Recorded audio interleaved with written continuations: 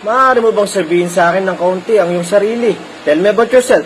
Sir naman, kaya ako nga binigay sa iyo yung resume ko dahil nandiyan lahat ng tungkol sa akin. Ano ang alam mo tungkol sa kumpanya? Wala pa nga, kaya nga ako nag-apply sa inyo para malaman ko kung ano meron sa kumpanya nyo. Bakit hindi ka nag-search man lang para alam mo yung background ng kumpanya? Sir, mawalang ganang na po, no? Hindi naman researcher ang in-apply ako. Bakit ako kailangan mag-research? Bakit gusto mo itong trabaho? Hindi ko naman talaga gusto eh. Mas gusto ko pang nasa bahay lang, pahiga-higa. Ba't nandito ka?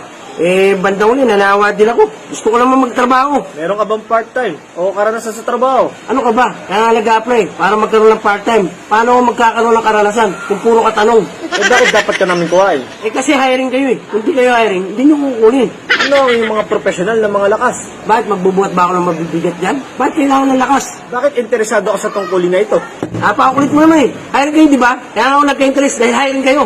Ano yung pinakamalaking profesional na yung tagumpay?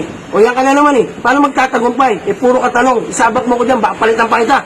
Saan mo nakikita ang iyong sarili sa loob ng 5 taon? Sa bahay namin, sir. Nandun ako taon-taon. Ano ang gusto mong gawin sa labas ng trabaho? Wala na. Ano pa gagawin sa labas ng trabaho? Hindi uwi na. Tara. Bakit, sir? Tara dito.